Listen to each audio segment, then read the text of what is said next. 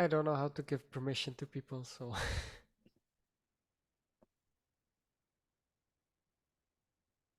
Sylvester, you've got the only item, so do you want to go ahead? Yeah, sure. Give me a second. Let me pull up the Thanos metrics that Igor found.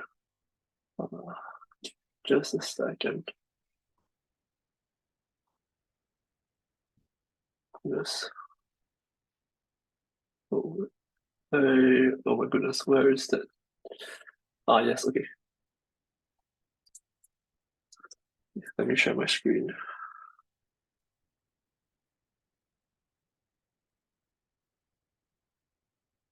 Yep. So this, let me pull up the issue first. I think this was, we've got to go back a bit. Okay, I could just zoom out.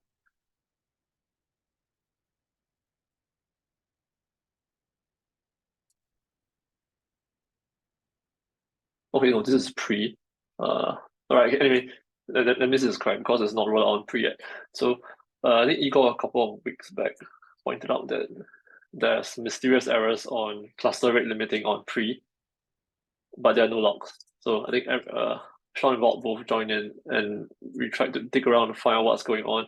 I'll just go straight to the root cause. The root cause is that the errors are being hidden because of moved errors. So Redis RB, when you encounter a moved error in a cluster context, the client should handle it. So the client would get a message called move followed by I guess it's the slot number, and then after that it's the host name. So hold on. Yeah, over here, like this is not the RB code. Redis RB. My goodness.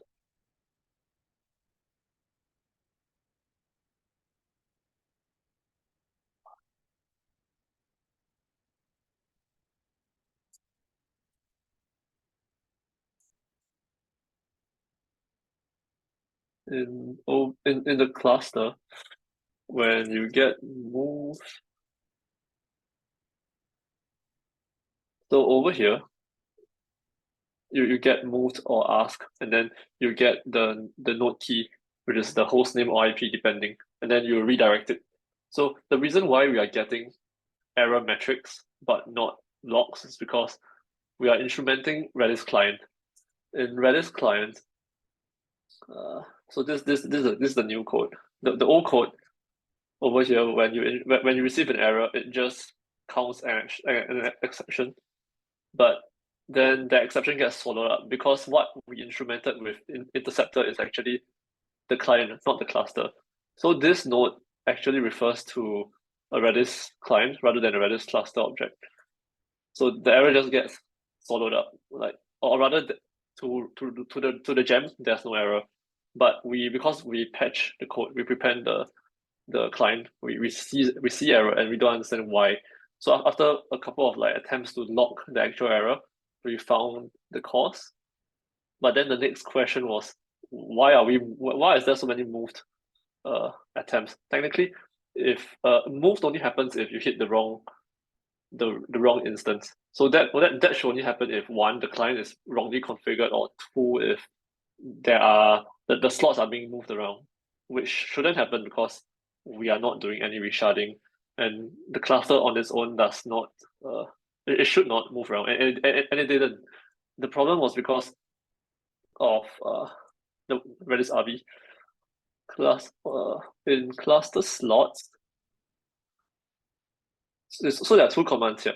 One is cluster nodes and cluster slots. Okay, maybe not here. I think it's slot loader, but Redis 7 has this configuration that allows us to say what is our preferred endpoint. So I think that the keyword is preferred. Yeah, cluster preferred endpoint type. So it can return an IP or it can return a host name. Because we set it to host name, everything we have host name present in any form of cluster nodes or cluster slots command. So Redis cluster, the CLI returns us, not the CLI, but rather just server returns us both host name, and in the case of node, cluster node, it gives us both host name and IP.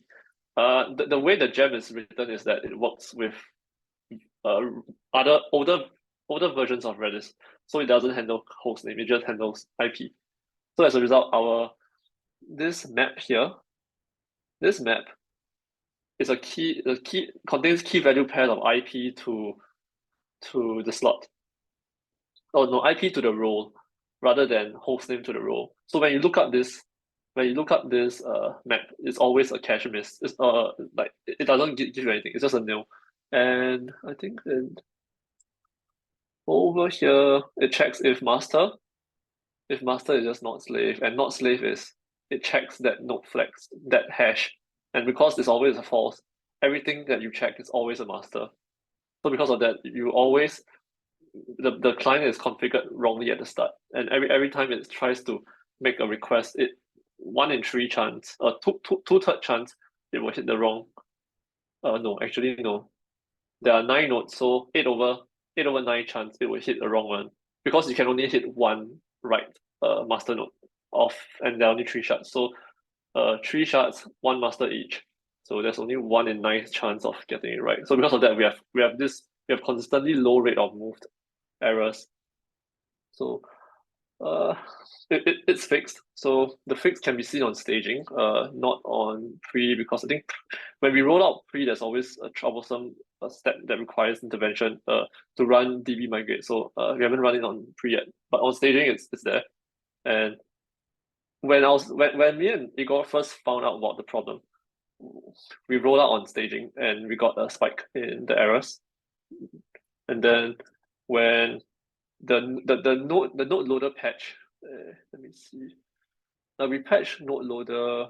Basically, we updated this chunk. We patched this chunk of code to handle host names in our case.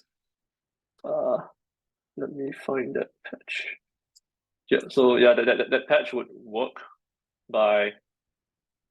It just checks if host name is present, it would return the host name port. If it's not, host name is blank, it would just return IP. So this is sort of backward compatible. I haven't tested thoroughly yet, but it should be backward compatible with older versions of Redis. But in our case, new Redis clusters will all be in. We'll go with version 7. So I don't think that will be tested by us. But if we were to upstream it, then we have to test it more, I guess. Yeah. So long story short, when it rolled out, the moved errors are gone, and we've monitored it for a little while. Then the interesting thing is that Matt found another problem. We have more connections on 1 of 3 master nodes, and that is because we the explanation is here, because we initialized an extra client, and that client is left alone and it's untouched. So because of that, the connections are held and not dropped. So we actually, all our operations go through the rate limiting singleton, which has a multi-store. And we initialize cluster rate limiting just so that we have it initialized at the start, and also that so that we have the instrumentation class created. And because of that, it's just static. And I also found that we don't configure timeout on our Redis cluster. I've checked the cookbook and the chef repo, and I compared it with what we have been doing, which is for Sentinels. So our existing ones for Sentinels, we have a default configured, which is 60. Yeah, TCP timeout. And one example is just like we configure it to 60 or 1002. Yeah, of course, I think for cache we configured 1002, but the default is 60. We don't have that for cluster, Redis cluster. So we are going to discuss. There's some discussion as to whether do we want to configure it, or are there other ways to handle it. This is on the server side, of course. I think on the client side, Redis RB doesn't give us those options to do it. So yeah, so this is overall good news, I guess, because we unblock the Redis cluster efforts going forward. The only thing left is just config issues. So I think Matt has moved quite a lot of things forward. We're going to go production next week or the following. So yeah. So I think the only loop left to close is this discussion. Yeah.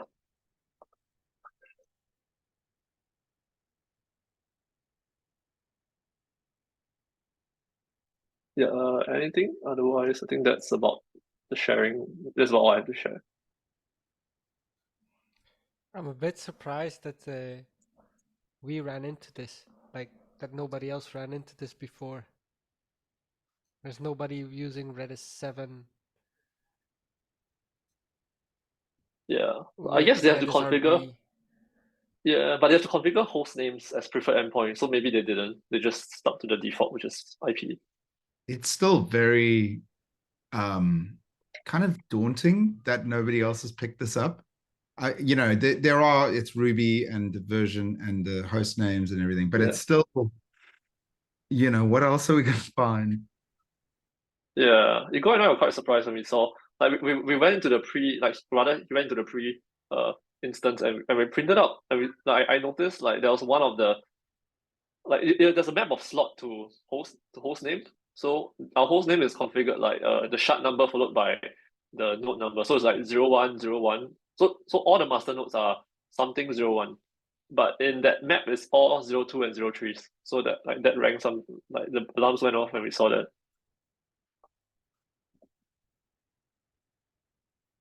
Yeah, but we patched it, and the good, okay, I guess the good news is that the patch is simple, but the bad news is that if we want to patch it, we have to patch it on Ruby Redis RB and the 4.8. 4.8 version, and also we have to probably patch it on 5 because I checked out 5, and 5 is still the same logic, which is IP based.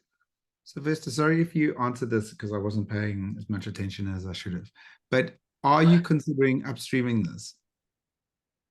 I think I think we should upstream it because otherwise it's a very small patch that sits in our This is code a base. good reason not to, because Yeah. otherwise, and also it's like, you know, the right thing to do. Yeah. But I think in terms of the epic, it's not the highest priority thing. So we might, in terms of priority, you probably like get to it once we get production up and going. Yeah, Yeah. and we're like in the process of Also- wrapping up. As Yeah, long as we also get to it. the if you get it, if you have it in production, it really helps with the pull request, right? You can say we're running Yeah. this in production on GitLab.com, and that's carries some weight, I think, hopefully.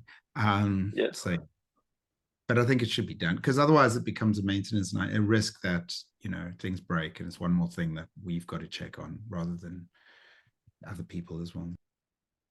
Yeah, true. Okay. Well, because other people didn't spot it in the first place, I don't know if it's. Yeah. Yeah, but if you write a good test in that project, when somebody makes a change, they will hopefully fix the test correctly. So it all depends on the test you add to the upstream project. Yeah. That's true. I'm not sure. I checked out the Redis RB GitHub page to see the versions it run against. I think I saw 7, but maybe the version 7 is not configured to use endpoints, host names as endpoints. But So cluster I is guess if they use the defaults. for Redis yeah, RB5, it's a separate gem, right? The I was looking at cluster 4.8, stuff? which is the one we are using. Yeah. Yeah, the but 5 onwards they actually split it out. Yeah. Two It's more. also quite hard to test because, you know, it actually works, just not as well as it should. So, you know, if your Yeah. test is like, can I retrieve this value? It will retrieve it, but you know, you've got to actually test that the mappings or whatever they call the slot Yeah. are configured. Yeah, it's probably quite tricky for them also. So yeah.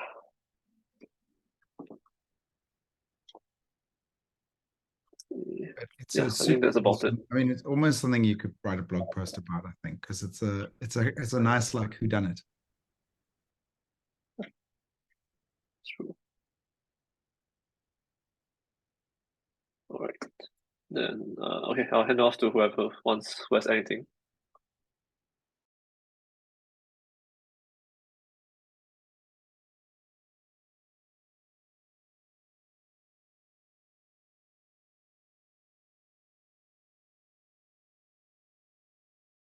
If there's nothing more, I think we can end. Cool. Thanks, everyone. Bye-bye. Right.